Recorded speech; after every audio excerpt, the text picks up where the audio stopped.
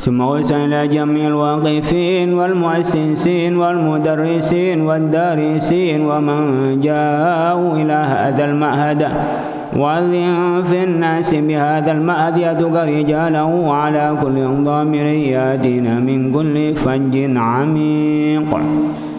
Ibu bapak silahkan diniatkan bacaan-bacaan kita.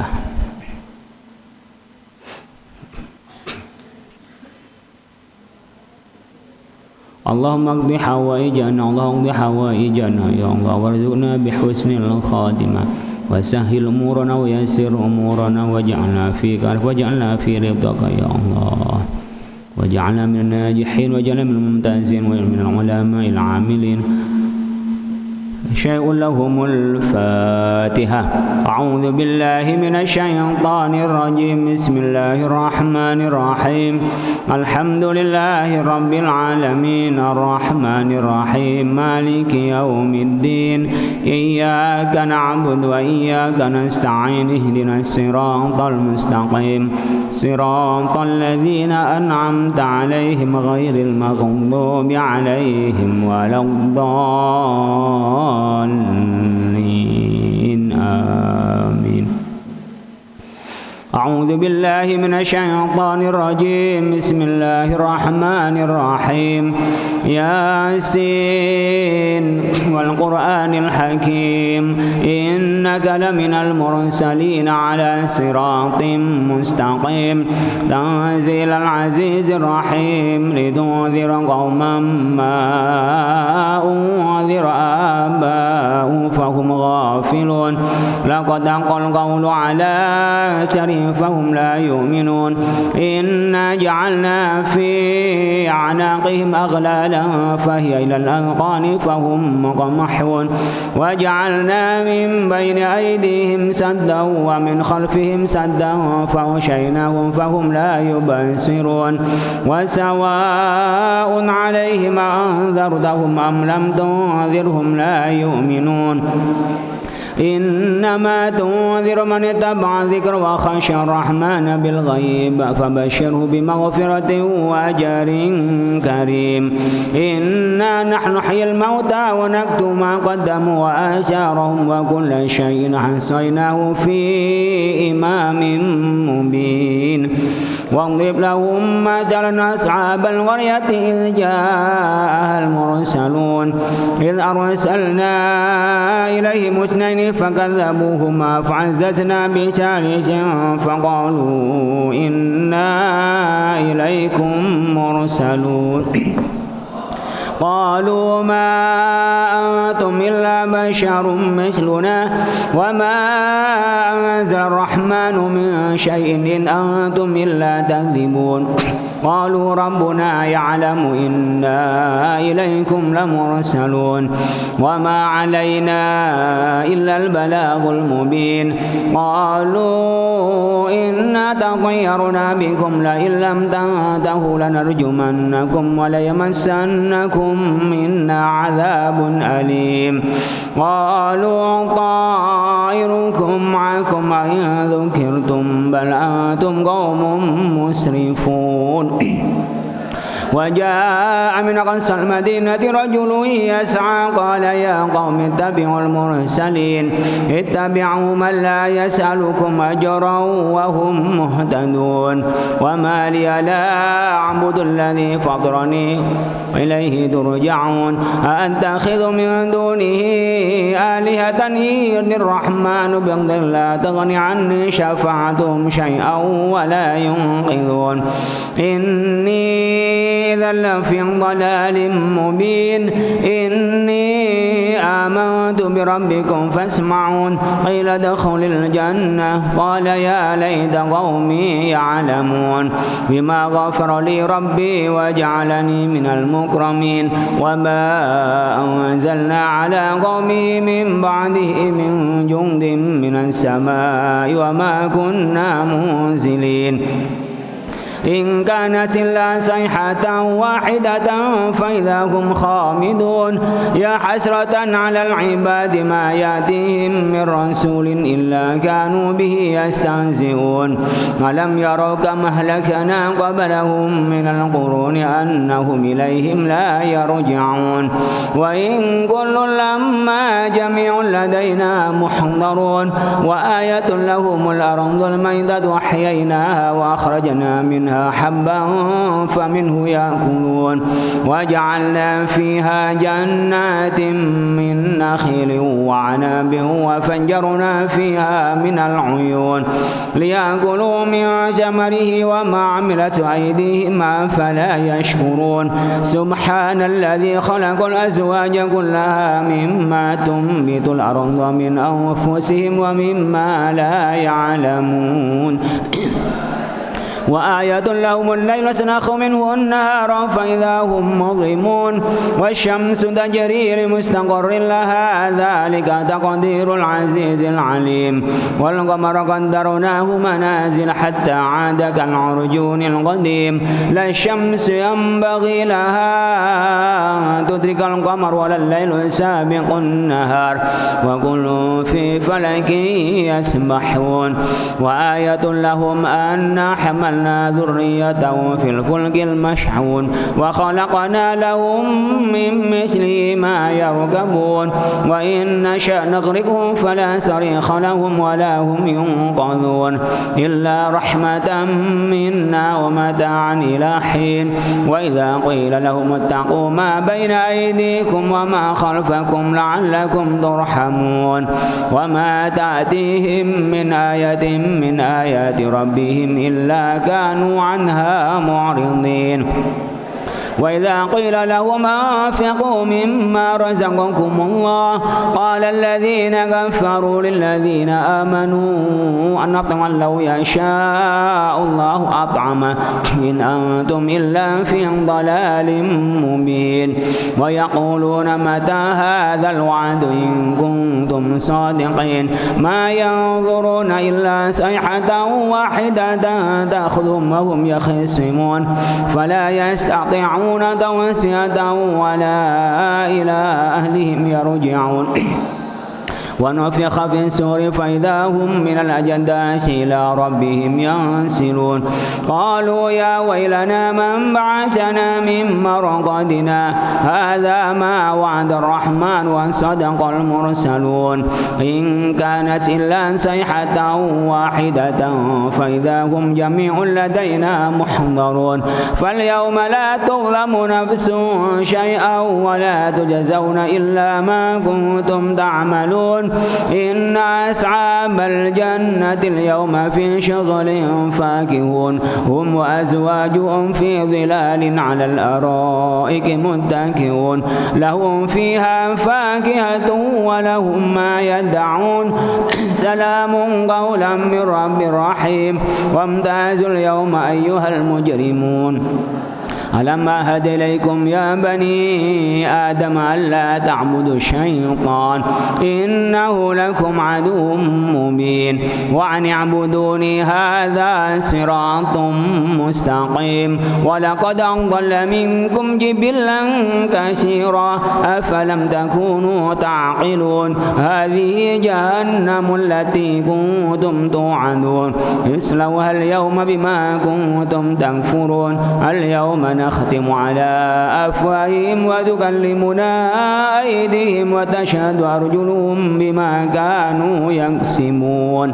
ولو نشاء لطمسنا على أعينهم فاستبقوا الصراط فأنى يبصرون ولو نشاء لمسخناهم على مكانتهم فما استطاعوا مضيا ولا يرجعون ومن نعمره ننكسه في الخلق أفلا يعقلون وما علمناه الشعر وما ينبغي له إن هو إلا ذكر وقرآن مبين لينذر من كان حيا ويحق القول على الكافرين أولم يروا أنا خلقنا لهم مما عملت أيدينا أنعاما فهم لها مالكون وذللناها لهم فمنها ركوبهم ومنها يأكلون ولهم فيها منافع مشارب أفلا يشكرون واتخذوا من دون الله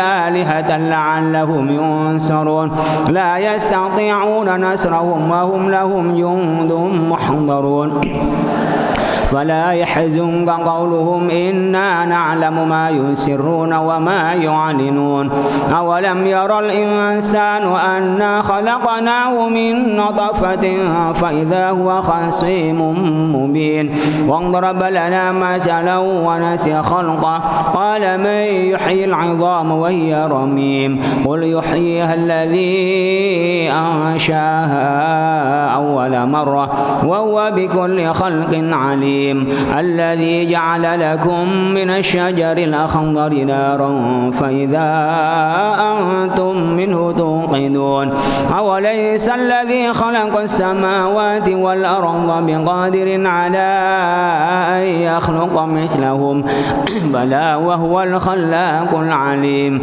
إنما أمره إذا أراد شيئا أن يقول له كن فيكون فسبحان الذي بيده ملكوت كل شيء وإليه ترجعون بسم الله الرحمن الرحيم قل هو الله أحد الله الصمد لم يلد ولم يولد ولم يكن له كفوا أحد بسم الله الرحمن الرحيم قل هو الله أحد الله الصمد لم يلد ولم يولد ولم يكن له كفوا أحد بسم الله الرحمن الرحيم قل هو الله أحد الله الصمد لم يلد ولم يولد ولم يكن له كفوا أحد لا إله إلا الله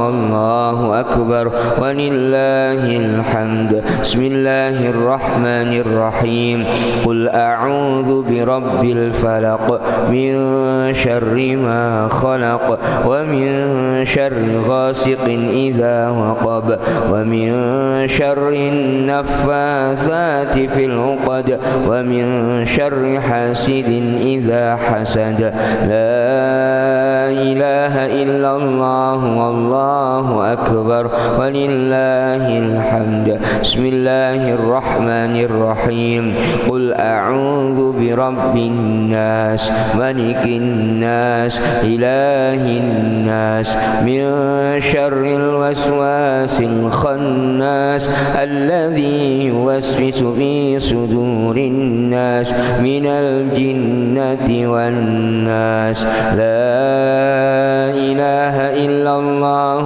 والله أكبر ولله الحمد بسم الله الرحمن الرحيم الحمد لله رب العالمين الرحمن الرحيم مالك يوم الدين إياك نعبد وإياك نستعين اهدنا الصراط المستقيم صراط الذين أنعمت عليهم غير المغضوب عليهم ولا الضالين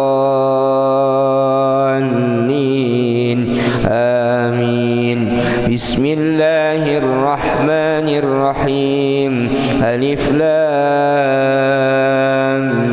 ميم ذلك الكتاب لا ريب فيه هدى للمتقين الذين يؤمنون بالغيب ويقيمون الصلاة ومما رزقناهم ينفقون والذين يؤمنون بما أنزل إليك وما أنزل من قبلك وبالآخرة هم يوقنون أولئك على هدى من ربهم وأولئك هم المفلحون وإلهكم إله واحد لا إله إلا هو الرحمن الرحيم الله لا إله إلا هو الحي القيوم لا تأخذه سنة ولا نوم له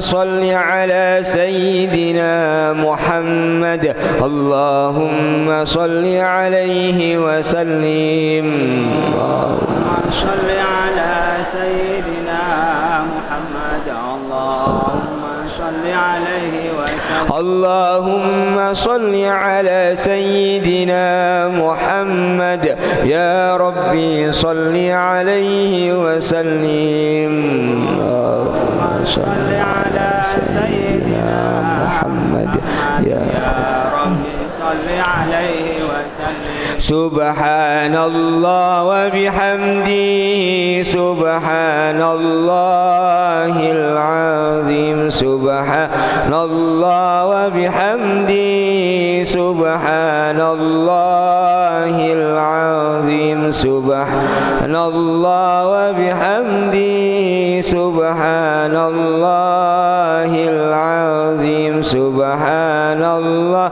وبحمده سبحان الله العظيم سبحان الله وبحمده سبحان الله العظيم اللهم صل على حبيبك سيدنا محمد وعلى آله وصحبه وبارك وسلم أجمعين صل على حبيبك سيدنا محمد وعلى آله وصحبه وبارك وسلم أجمعين بسم الله بدأنا والحمد لربنا والصلاة سلام للنبي حبيبنا يا الله يا ربنا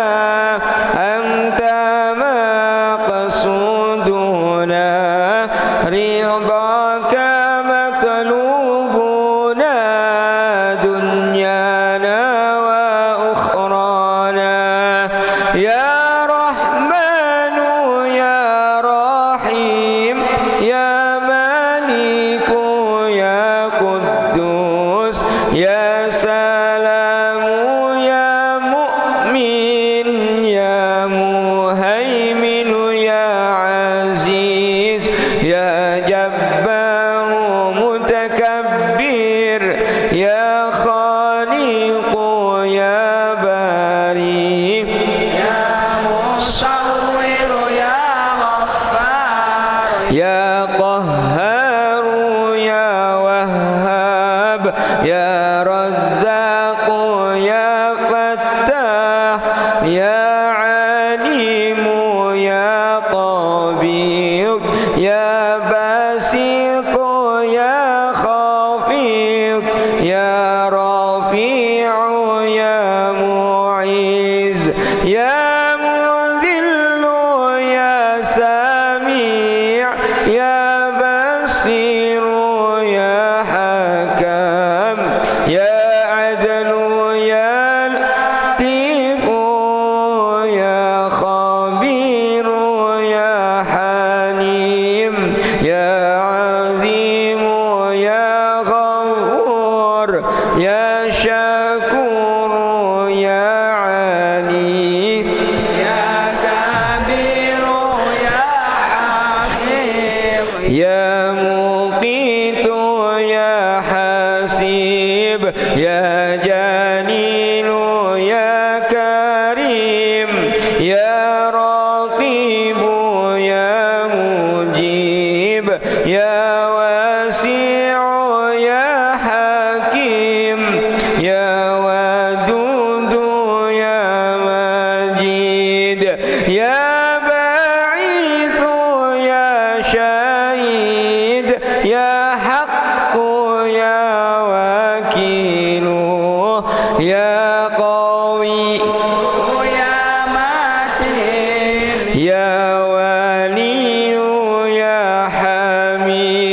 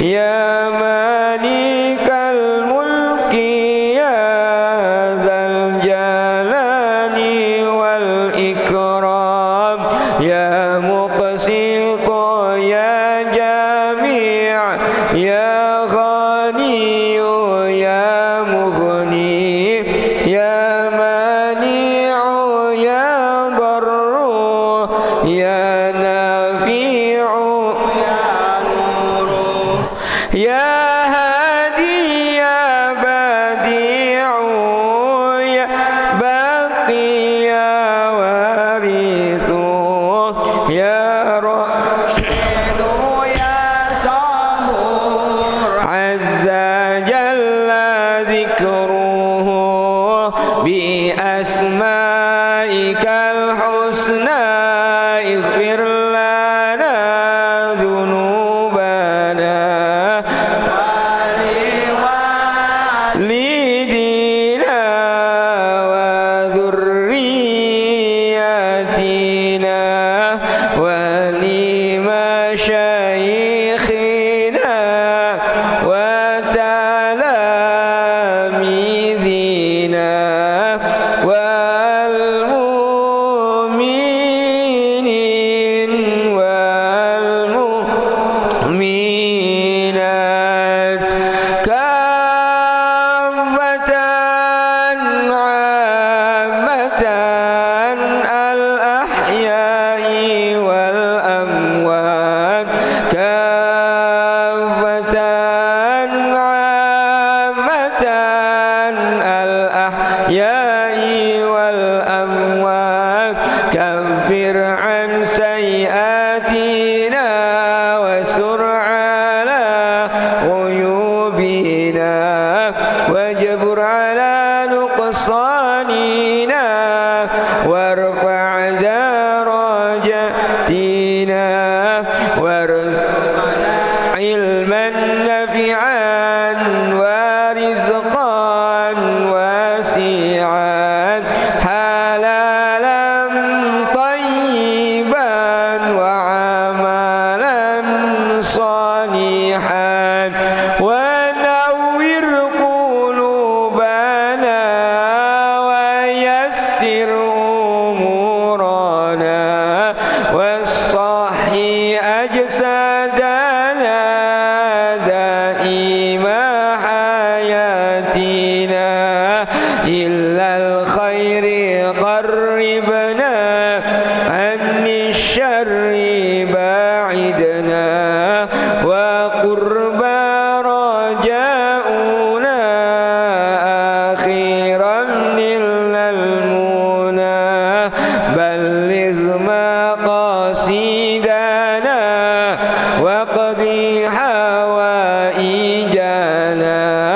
والحمد لإلهنا هدانا صل وسلم على طه خلق الرحمن وآله وصحبه إلى آخر الزمان. بسم الله الرحمن الرحيم. إلى حضرة النبي المصطفى محمد صلى الله عليه وسلم وآله الطاهرين وأصحابه المهتدين والتابعين لهم بإحسان إلى يوم الدين وعلينا معهم وفيهم برحمتك يا أرحم الراحمين. وإلى روح سيدنا الشيخ الكبير القطب الشهير الفقيه المقدم محمد بن علي بعلوي وصوله وفروعه وجميع ساداتنا بعلوي. وإلى أرواح ساداتنا الصوفية أينما كانوا من مشارق الأرض إلى مغاربها. وإلى روح سيدنا الشيخ الكبير القطب الشهير الحبيب عبد الله بن علاوي بن محمد الحدادي صاحب الراتب وأصوله وفروعه وجميع ساداتنا لبعلمه أن الله يعلي درجاتهم في الجنة ويعيد علينا من بركاتهم وأسرارهم وأنوارهم وعلومهم ونفحاتهم في الدين والدنيا والآخرة، وأن الله يغيث المسلمين ويرحم المسلمين ويفرج على المسلمين ويشفي أمراض المسلمين بالعافية ويغزل أمطارهم ويرخص أسعارهم ويصلح سلاطينهم ويكفيهم شر الفتن والبلية والمحن ما ظهر منها وما بطن، ويحفظ الحجاج والمسافرين والغزاة والمجاهدين من المسلمين في البر والبحر والجو أجمعين، أن الله يصحبهم السلامة ويردهم إلى أوطانهم سالمين آمنين غانمين، وإيانا في خير وعافية، وإلى أرواح والدينا ووالديكم وأمواتنا وأمواتكم وأموات المسلمين أجمعين، أن الله يتغشاهم بالرحمة والمغفرة ويسكنهم الجنة ويختم لنا ولكم بالحسنى في خير ولطف وعافية. الفاتحة. أعوذ بالله من الشيطان الرجيم. بسم الله الرحمن الرحيم. لله رب العالمين الرحيم مالك يوم الدين، إياك نعبد وإياك نستعين، اهدنا الصراط المستقيم صراط الذين أنعمت عليهم غير المغضوب عليهم ولا الضالين آمين. الله لا إله إلا هو الحي القيوم لا تأخذه سنة ولا نوم، له ما في السماوات وما في الأرض، من ذا الذي يشفع عنده إلا بإذنه، يعلم ما بين أيديهم وما خلفهم، ولا يحيطون بشيء من علمه إلا بما شاء، وسع كرسيه السماوات والأرض ولا يؤوده حفظهما وهو العلي العظيم.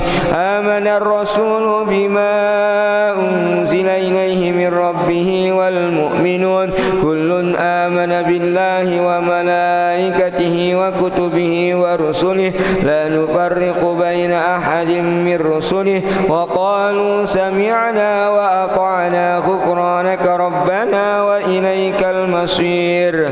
لا يكلف الله نفسا إلا وسعها، لها ما كسبت وعليها ما اكتسبت، ربنا لا تؤاخذنا إن نسينا أو أخطأنا، ربنا ولا تحمل علينا إصرا كما حملته على الذين من قبلنا، ربنا ولا تحملنا ما لا طاقة لنا به، واعف عنا وارحمنا أنت مولانا فانصرنا على القوم الكافرين. لا إله إلا الله وحده لا شريك له، له الملك وله الحمد يحيي ويميت وعلى كل شيء قدير. لا إله إلا الله وحده لا شريك له، له الملك وله الحمد يحيي ويميت وعلى كل شيء قدير. لا إله إلا الله وحده لا شريك له، له الملك وله الحمد يحيي ويميت وعلى كل شيء قدير. سبحان الله والحمد لله ولا إله إلا الله والله أكبر. سبحان الله الحمد لله ولا إله إلا الله والله أكبر.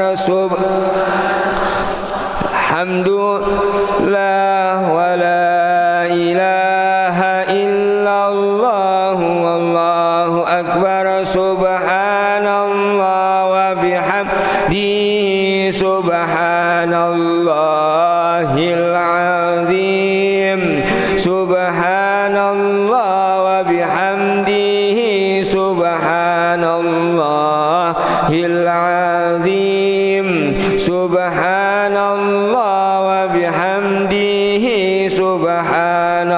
الله العظيم. ربنا اغفر لنا وتب علينا إنك أنت التواب الرحيم. ربنا اغفر لنا وتب علينا إنك أنت التواب الرحيم.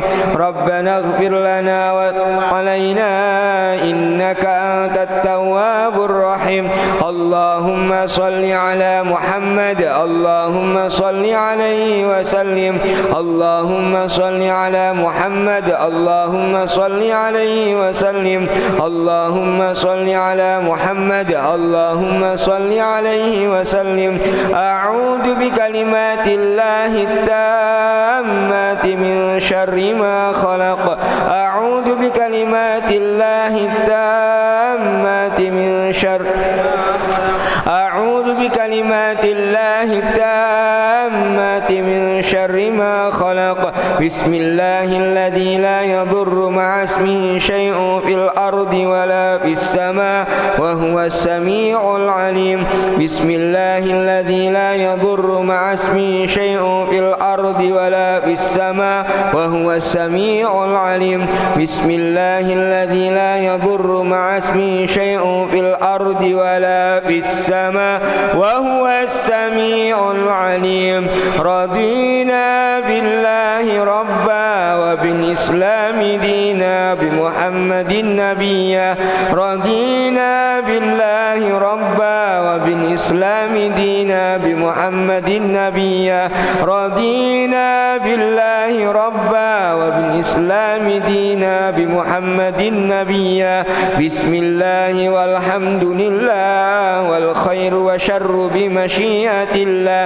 بسم الله والحمد لله والخير وشر بمشيئة الله. بسم الله والحمد لله والخير وشر بمشيئة الله. آمنا بالله واليوم الآخر تبنا إلى الله باطنا وظاهرا. آمنا بالله واليوم الآخر تبنا إلى الله باطنا وظاهرا. آمنا بالله واليوم الآخر تبنا إلى الله باطنا وظاهرا.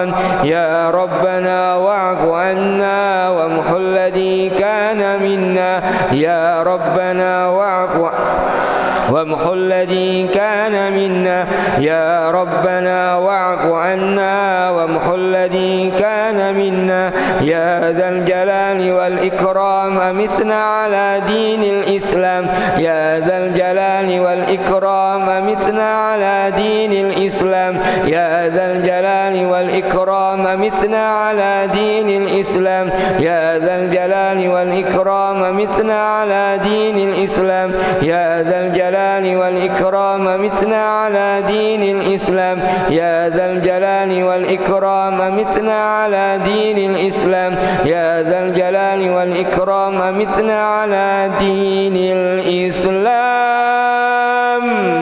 يا قوي يا متين في شر الظالمين.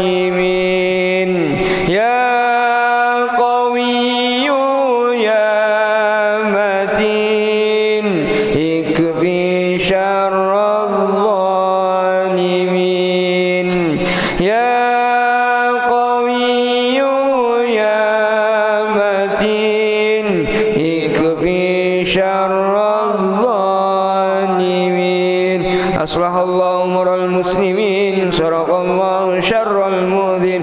أصلح الله أمور المسلمين. صرف الله شر المؤذين. أصلح الله أمور المسلمين. صرف الله شر المؤذين. يا علي يا كبير يا عليم يا قدير يا سميع يا بصير يا لطيف يا خبير يا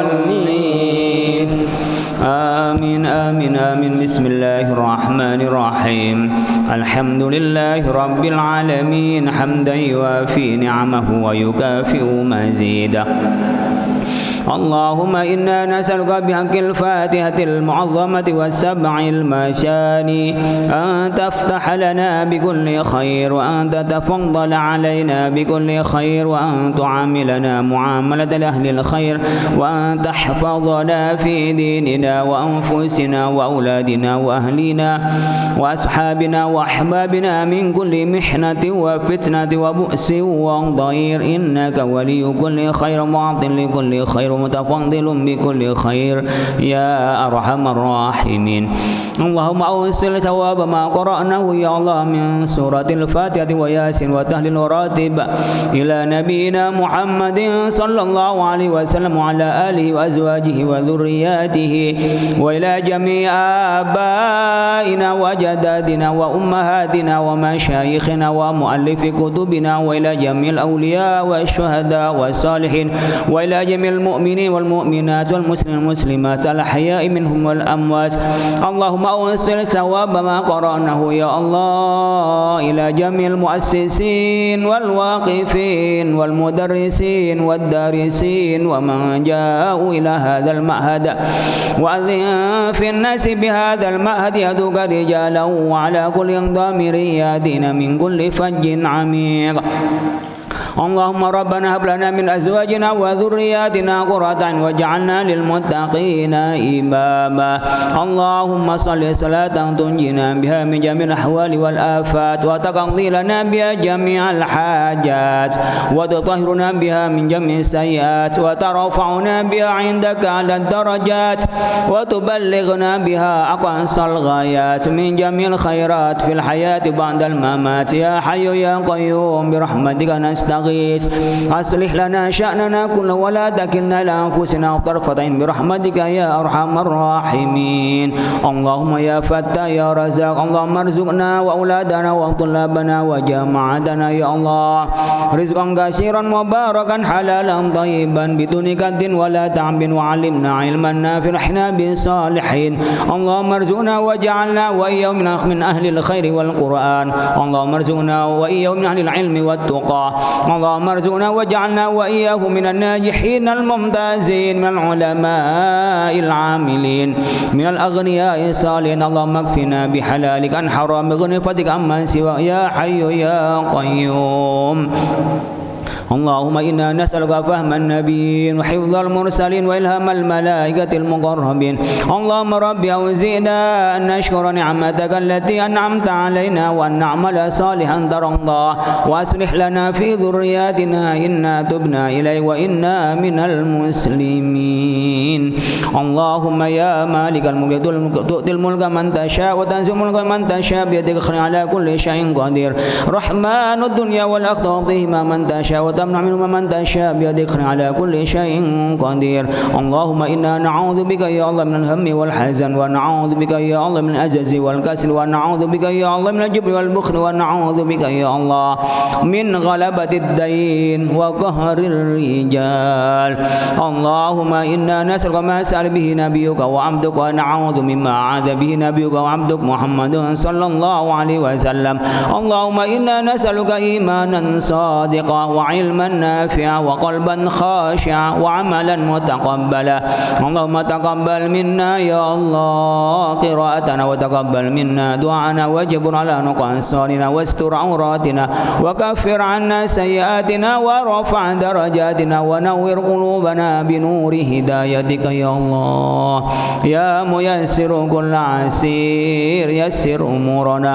اللهم سهل لنا في بناء هذا المعهد وتربية أولاده وتدبيره وتوسيعه من يومنا هذا إلى يوم النهضة.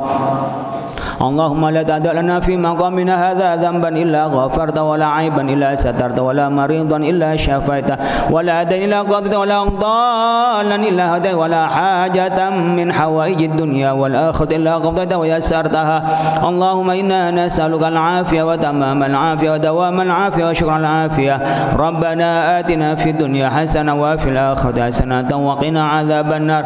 سبحان ربك رب العزة عما يصفون وسلام على المرسلين والحمد لله لله رب العالمين. اللهم إنا نسألك رضاك والجنة ونعوذ بك من سخطك والنار. اللهم إنا نسألك رضاك والجنة ونعوذ بك من سخطك والنار. اللهم إنا نسألك رضاك والجنة ونعوذ بك من سخطك والنار. يا عالم السر منا لا تهتك الستر عنا وعافنا واعف عنا وكلنا حيث كنا. يا عالم السر منا لا تهتك الستر عنا وعافنا واعف عنا وكلنا حيث كنا. يا عالم السر منا لا تهتك الستر عنا وعافنا واعف عنا وكلنا حيث كنا.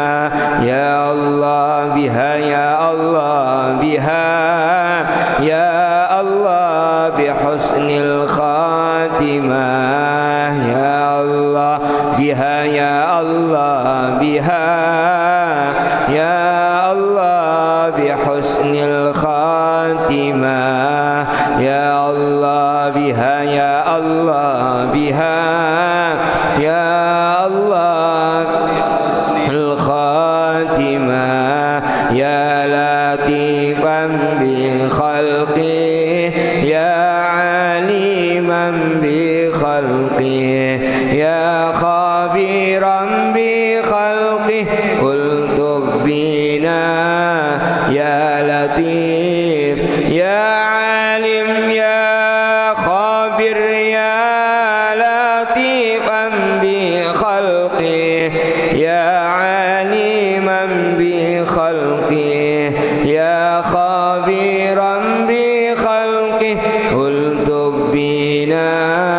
يا لطيف يا عالم يا خبير يا لطيفا بخلقه يا عليما بخلقه يا خبيرا بخلقه الطف بنا. يا لطيف يا عالم يا خبير يا لطيفا لم يزل الطف بنا فيما نزل. إنك لطيف لم تزل الطف بنا والمسلمين. يا لطيفا لم يزل الطف بنا فيما نزل. إنك لطيف لم تزل الطف بنا والمسلمين. يا لطيفا لم يزل الطف بنا فيما نزل. إنك لطيف لم تزل الطف بنا والمسلمين.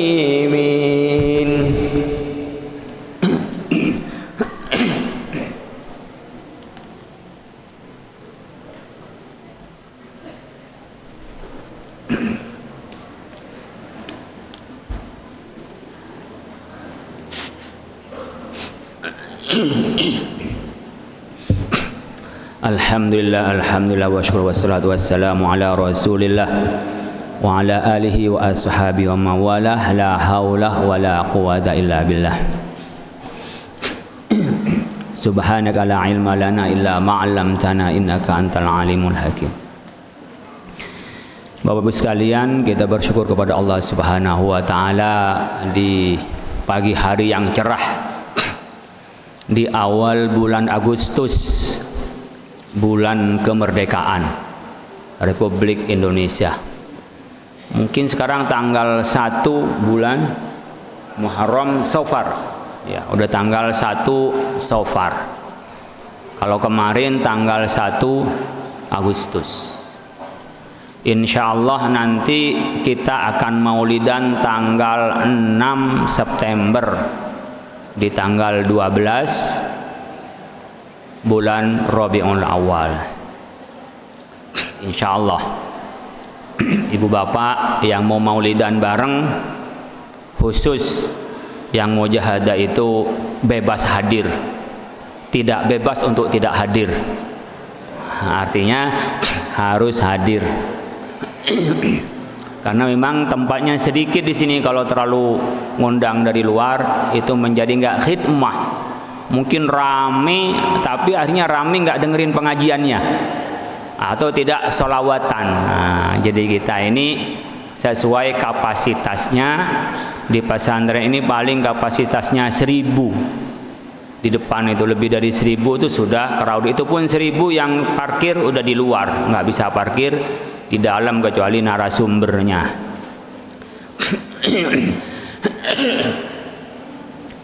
Seribu itu hanya keluarga besarnya pesantren. Santrinya lebih dari 200-an, sekitar 120 santri Cendekia Amanah. Itu kalau bapak ibunya hadir 200 kali 2 400. Majelis mujahadah ini mungkin yang enggak wali santri sekitar 400. Nah, yang hadir setiap Sabtu itu sekitar 450 500 lebih. Nah, itu biasanya. Dari mana tahunya, Pak? Adalah bungkusan pagi. Nah, kalau mesan 450 kurang berarti yang datang lebih dari 450. Kalau yang mesannya 500 kurang berarti yang datang lebih dari 500, itu ukurannya. Jadi kalau 600 santri, 400 500 itu masjid mujahadah, itu sudah 1000. Lain tetangga yang mau datang atau teman saya yang mau datang maulidan. Nah, itu makanya kami seringkali mendahulukan majelis mujahadah, kalau agak jauh baru wali santri. Kita akan maulidan di tanggal 6 ya bulan September. Ada lomba-lomba dari pagi. Nah, kita sholawatan saja, sholawat narasumbernya satu, Ki Haji Anwar Iskandar, Ketua Umum Majelis Ulama Indonesia, insyaallah. Itu jadi khidmahnya maulidan itu ya sholawatan. Nah, enggak terlalu banyak narasumbernya. Kalau ketepatan nanti ada ya sekedar sambutan barangkali sedikit, ceramah-ceramah sedikit. Jadi jam 11 kalau maulidan kami paling lama itu udah selesai. Setengah 11 ya dari ba'da isya sudah selesai gitu. Yang penting menambah cinta kita kepada Rasulullah sallallahu alaihi wasallam, itu yang penting. Bukan hura-huranya, enggak, tapi menambah cinta. Ya, gimana enggak cinta kepada Rasulullah? Diajari cara hidup mulai dari tidur, bangun tidur, berinteraksi, nyari kehidupan dan cara hidup itu dari Rasulullah sallallahu alaihi wasallam. Bahkan kita bisa selamat di akhirat dari siksa neraka karena kita ngikuti Rasulullah sallallahu alaihi wasallam. Itu yang ditanamkan. Jadi kalau kita mengeluarkan nanti ada makanan, diniatin ini bentuk cinta kita kepada Rasulullah pada hari lahirnya. Itulah merevitalisasi. Ya, memperkuat. Kayak kita sekarang Agustusan, ngapain ada Agustusan, Pak? Merdeka aja. Tapi kita mengenang terhadap para pahlawan kita dan cinta tanah air. Nah, ini penting. Kita ada ya, dari kita ada yang nggak percaya cinta tanah air bagian dari keagamaan kita. Itu bagian dari agama. Kenapa? Karena kita kalau diserang itu wajib membela. Berarti kan cinta tanah air wajib. Karena kalau nggak cinta ngapain kita membela? Ya kan? Umpamanya ada, naudzubillah, umpamanya istri kita diganggu. Kalau kita cinta ya kita belain. Kalau nggak cinta ya dibiarin. Makanya kalau ada istri diganggu orang diem saja, itu namanya dayus. Dayus itu orang yang tak punya rasa cemburu. Itu ya. Jadi orang cemburu terhadap yang dicintai itu wajib. Bukan hanya lumrah, wajib. Cinta sama anaknya ada yang mengganggu. Coba ayam itu takut sama ular. Tapi ketika anak ayam diganggu sama ular, dilawan sama induknya ayam itu. Jadi kalau kita membela yang kita cintai, apalagi merasa di jalan Allah, ya nggak usah khawatir. Hidup mati dari Allah. Nah, mengenang kemerdekaan itu, kalau ngormat bendera bukan sujud sama bendera, itu lambang negara kita. Lalu kita cinta simbol gitu ya. Kayak kita nyium Hajar Aswad, bukan nyium batunya, bukan. Nyium apa Pak? Karena Hajar Aswad inilah yang dicium oleh Rasulullah. Itu saking kita cintanya pada Rasulullah. Laula anna Rasulullah qabbalaka ma qabbaltuk, kata Sayyidina Umar. Kalau tidak karena engkau wahai batu, kamu enggak punya manfaat apa-apa, enggak bisa mudaratkan apa. Tapi kalau tidak karena Nabi Muhammad menciummu, aku tidak akan menciummu. Jadi Hajar Aswad itu bukan karena batunya. Kalau batunya jadi enggak benar itu. Ya, ngapain nyium batu? Apalagi gantian dengan orang-orang yang berkeringat hitam putih macam-macam itu, berebut mau nyium Hajar Aswad. Saya kasihin aja batunya banyak, bawain batu. Tuh banyak depan tuh kalau mau cium batu. Ya. Tapi batu-batu itu nggak diapa-apain oleh Rasulullah. Karena yang di Hajar Aswad, hajar yang batu yang dicium oleh Rasulullah. Saking cintanya kita kepada Rasulullah sallallahu alaihi wasallam. Itu harus jangan salah arah. Kayak orang ke kuburan.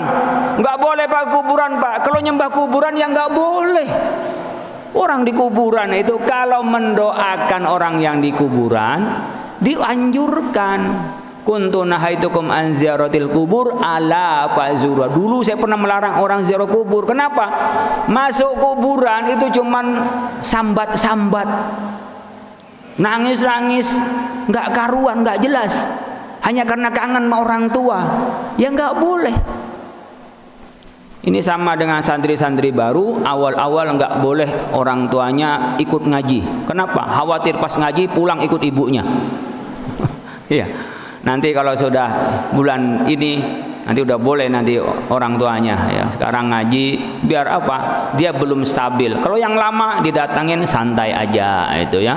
Nanti kalau udah kelihatan sudah betah-betah, udah gitu. Bukan berarti dipisahkan dari orang tuanya, enggak. Tapi kadang-kadang anak-anak labil, udah setelah itu udah ketemu, udah ingat lagi ke rumahnya. Kalau nggak ketemu sekalian, ya udah hilang. Setelah itu terbiasa. Itu kan biasa kayak misain anak disapih, ya kan dari nyusu, nah, kan gitu.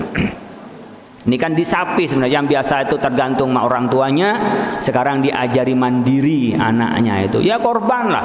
Sehari hilang kopiah berapa kali, hilang sarung lah, hilang baju lah. Ya. Kalau di rumahnya dilempar, ada yang beresin. Kalau di sini dilempar, nggak tahu kemana tuh. Ada temennya yang jahil lah, itu kan ya. Namanya juga anak-anak. Nah, oleh karena itu Bapak sekalian, kita bersyukur kepada Allah Subhanahu wa taala atas segala nikmat yang diberikan pada kita. Bersyukurlah agar Anda bahagia dan banyak rezekinya.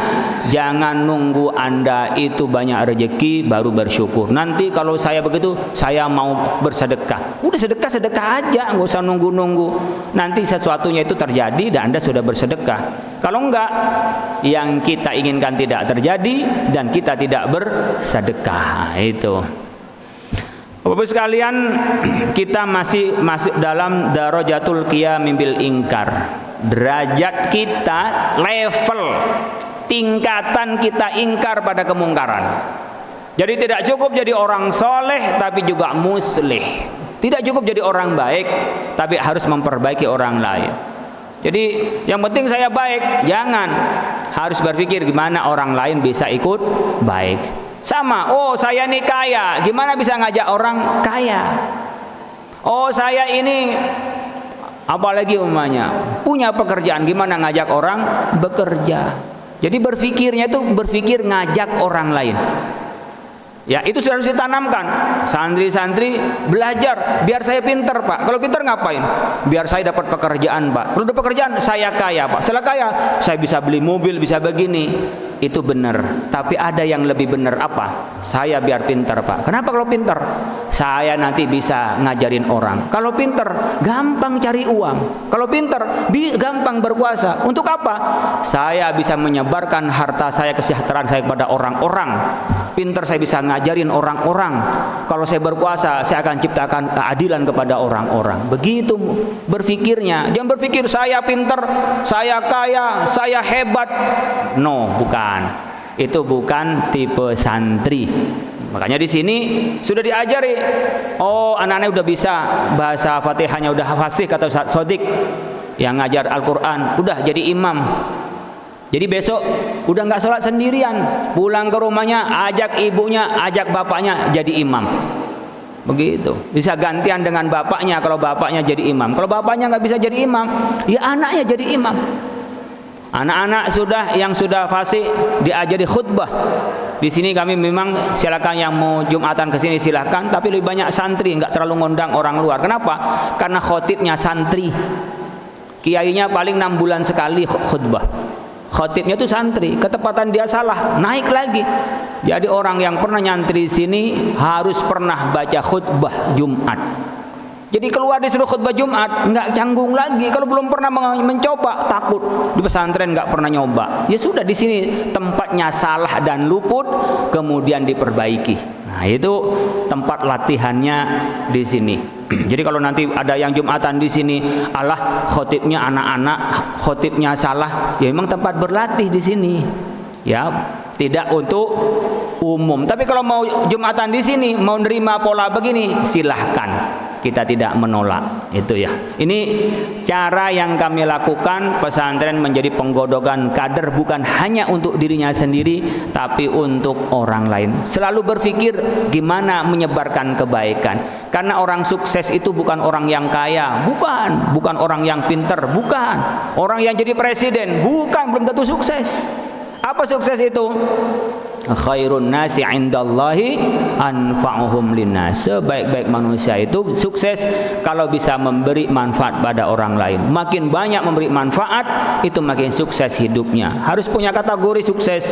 Bukan kalau punya harta sekian miliar, sekian triliun, tapi nggak guna apa-apa, cuman sombong sama orang, cuman gaya-gayaan. No, itu bukan pendidikan di dalam Islam, ya. Bapak Ibu sekalian, kalau ada kemungkaran, yang pertama diberi tahu at-ta'rif. Kali dia nggak ngerti. Oh, dia sudah ngerti. Yang level yang kedua, dinasehatin. Nah, kamu kan sudah belajar. Ini yang benar, ini yang benar. Gitu ya. Oh, nggak bisa juga dinasehatin baik-baik. Disentak. Ya, sama dengan ngajarin anak-anak mau bangunin subuh. Bangun subuh. Enggak bangun juga. Ayo, ini subuh udah mau siang nih. Enggak bangun juga. Bangun. Nah, itu udah tingkatan lebih tinggi. Tetapi kita tidak boleh menggunakan sentak-sentak ngekerasan itu kecuali level pertama dan kedua sudah tak mampan lagi. Kalau selama masih mampan diberitahu, nih Mbak tidur, yuk bangun. Nggak bangun juga. Bangun, nggak bangun juga. Disemprot sama temannya, cus, kasih air gitu ya. Disemprot sama temannya. Tidak boleh mukul, nggak boleh. Disemprot, kasih tangannya biar dia cuci muka langsung. Nah, itu sampai di situ. Nggak boleh ada pemukulan. Ya. Kalau bisa didatangin, biasa ada yang jalan. Kalau udah subuh ada yang tidur beginian, banyak anak-anak. Ini pendidikan sekaligus nanti menjadi pembiasaan kepada anak kita. Nah, syaratnya kita ini dengan kata-kata yang keras, nyentak, itu tidak boleh dilakukan kecuali karena darurat. Yang kedua, tak boleh kita berkata-kata bluffing. Nah, bluffing itu apa? Mengada-ada. Tidak ada dibilang ada. Karena apa? Saking kita ini kerasnya. Hanya kita apa? Bohong kepada orang lain atau kepada anak-anak kita. Ad-darajatur rabi'atu, derajat yang keempat. At-taghyiru adalah mengubah bil yadi, dengan tangan, dengan kekuasaan. At-taghyir mengubah bil yadi dengan kekuasaan. Saya di sini berkuasa, pesantren berubah, masuk jam 5, masuk jam 5, masuk jam 7, jam 7. Ya kan, kayak gubernur Jawa Barat, masuk setengah 7. Nah, Jawa Barat. Kalau di sini saya bilang masuk dari jam 4 udah masuk masjid. Tanya sama anak-anak itu jam 4 udah ke masjid semua. Jadi kalau nanya di sini, ya Jawa Barat masuk kelas jam 6.30. Saya disuruh memprotes sama orang-orang. Kiai protes itu masuk 6.30. Lah gimana sih memprotes yang pesantren saya masuk jam 4 pagi? Tanya sama anak-anak itu jam berapa masuk di masjid? Jam 4 itu tanya nih cewek-cewek, perempuan-perempuan ini. Jam berapa masuk masjid? Jam 4, setengah 4 dibangunin. Jam 4 masuk masjid. Zikir. Nah, soal masuk kan tidak harus masuk belajar kelas. Ini masuk pembinaan rohaninya. Bangun, dibangunin dulu. Orangnya dibangunin rohaninya. Ba'da subuh sudah tahfidz, yang sudah lancar menghafal. Yang enggak lancar diperbaiki makharijul hurufnya. Yang sudah baik makharijul hurufnya diajarin tajwidnya. Itu sampai jam 6. Jam 6 makan anak-anak. Mandi. Kadang-kadang ke masjid belum mandi, bahkan ada yang ke masjid belum sikat gigi. Ya, namanya anak-anak, ampun-ampun kan gitu. Buru-buru masuk ke sini, nggak sikat gigi, cuma cuci muka, wudhu langsung ke masjid. Itu anak-anak. Nah, setelah mereka itu jam 6 istirahat, sampai jam 7 siap-siap. Setengah 8 sudah ke masjid lagi sholat duha. Apel baca Asmaul Husna. Itu udah dia jam 4 ya. Jadi kita udah punya kekuasaan. Saya bisa mengubah. Oh, besok bangunnya jam berapa? Jam 2 bisa. Tapi susah dibangunin yang latah semua. Oh, bangunnya apa? Masuknya jam berapa? Oh, nggak usah subuh. Bangunnya jam berapa? Jam 5 umpamanya. Bisa karena saya pengasuhnya. Sebagaimana presiden. Oh, ini Tom Lembong diberi abolisi. Oh, ini Hasto diberi amunisi. Itu punya kekuasaan, amnesti. Nah, dikasih amnesti. Nah, gitu. Akhirnya apa? Tidak usah ditahan, dihukum, dikeluarkan saja. Sudah ada kekuasaan, itu namanya bilyad. Jadi anak-anak kita, Bapak Ibu sekalian, jangan dilarang kalau mau jadi politisi, jangan dilarang kalau dia punya bakat. Mau jadi pejabat, jangan dilarang. Yang punya kekuasaan tinggal tanda tangan. Itu dibenerin jalan, tanda tangan itu dibentuk pesantren, ditanda tangan bikin sekolah rakyat. Itu kekuasaan. Tapi kalau nggak bakat jangan masuk, biar nggak puyeng. Nah, itu kembali kepada bakatnya dan pengetahuannya masing-masing. Bakatnya saya ini jadi dosen, ya udah saya jadi dosen. Bikin pesantren, aktif organisasi, yaitu bakatnya gitulah. Dikembalikan kepada bakatnya sendiri. Bakatnya anak-anak kita. At-taghyir bil yad. Kalau terakhir adalah setelah ngomong baik-baik, diberi nasihat, kemudian kita kerasin, ada tingkatan yang paling mujarrab adalah at-taghyir, mengubah bil yad dengan kekuasaan, dengan tangan. Wa dzalika, hal itu ka iraqatil khamri, seperti menumpahkan khamr, membuang. Iraqah itu kayak orang, iraqah itu nyembelih kambing, darahnya ngalir, itu irokoh namanya dalam bahasa Arab, makna yang sebenarnya. Di sini apa? Menghilangkan khomer, ya, memusnahkan. Nah, memusnahkan apa? Ganja, memusnahkan apa? Narkoba. Nah, itu kan khomer sekarang, dulu kan yang diminum, sekarang diseduh ke irokotil khamr, seperti memusnahkan narkoba. Nah, wa itlafil mungkari, dan mencegah, menghancurkan, memusnahkan, menghilangkan kemungkaran, al mutamawwali, yang terus menerus, yang berkembang. Oh, ini ada kemungkaran nih. Nih di depan udah nggak ada bunyi-bunyi itu ya, salon udah pindah, alhamdulillah. Saya di sini cuma doain mudah-mudahan nggak laku. Ya, udah diomongin tetap aja. Anak-anak nggak bisa tidur, tanya kalau nggak percaya sama anak-anak itu jam 11 jam 2 ngantung-ngantung. Saya cuma doa, ya Allah mudah-mudahan nggak laku.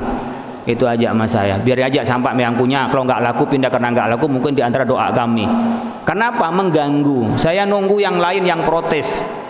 Ternyata enggak juga. Sampai pada saat itu saya teleponan itu di TV One kalau nggak salah ketika zamannya dengan Pak Jokowi dulu itu.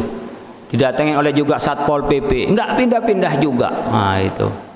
Ya sudah, kalau udah nggak laku di depan pindah, ya alhamdulillah. Mudah-mudahan nanti ditempatin tempat yang bagus menunjang pesantren dan laku.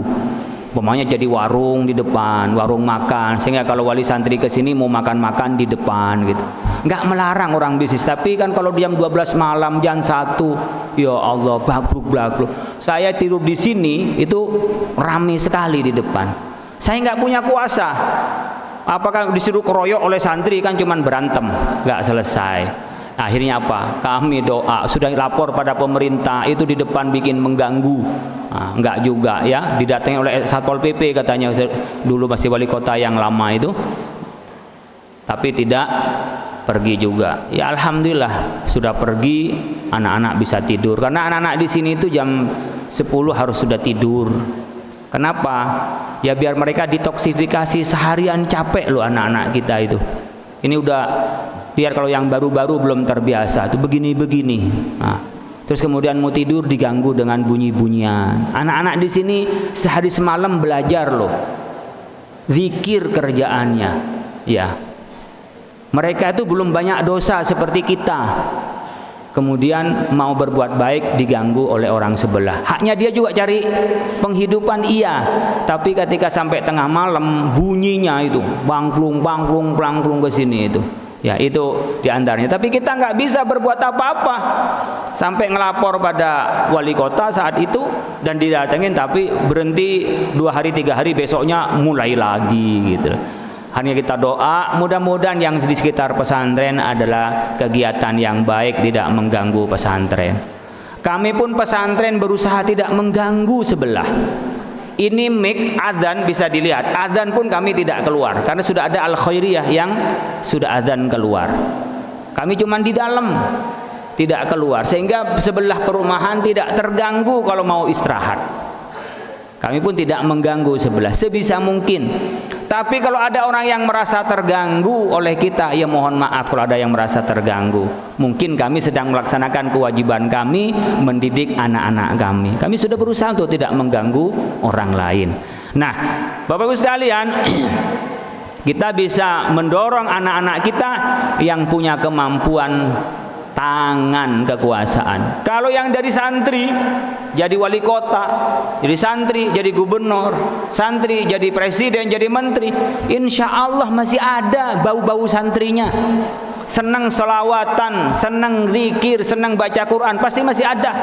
Dibanding dari orang yang tak pernah ngaji, yang tak pernah kenal dengan ilmu agama. Seburuk-buruknya itu masih ada kontrol agamanya.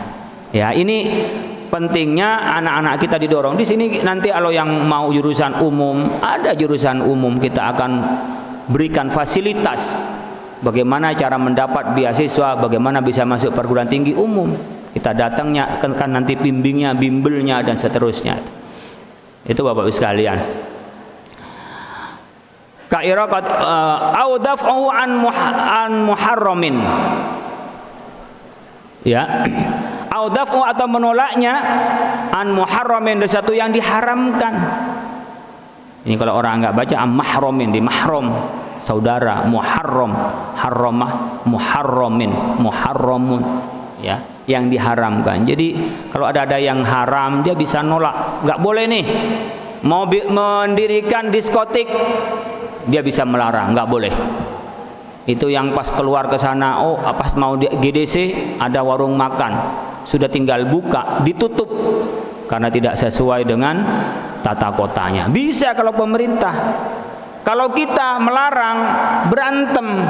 Contohnya kemarin yang di Pemalang, PWI dengan FPI. Karena apa? Karena sama masyarakatnya melarang. Siapa yang hak melarang? Dan kenapa orang dilarang?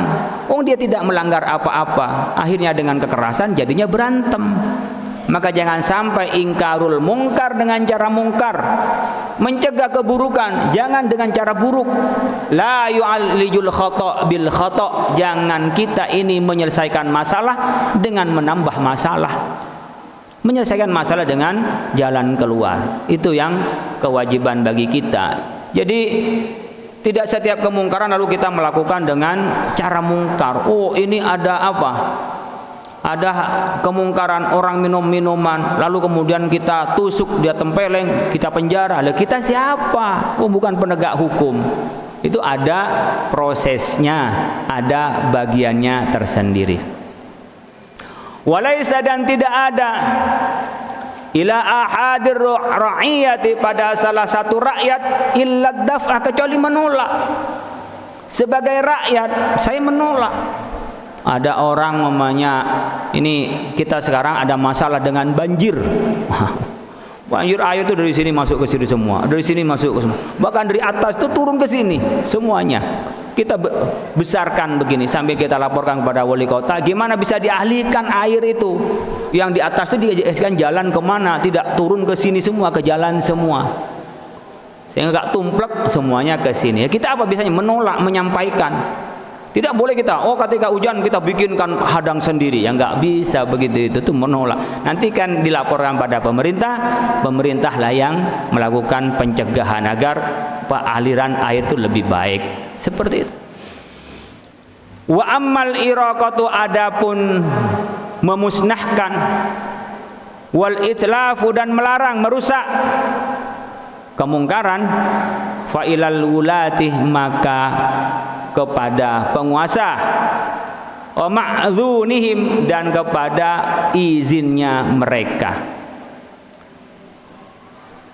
Kadharbi, seperti memukul, wal habsi, dan memenjara.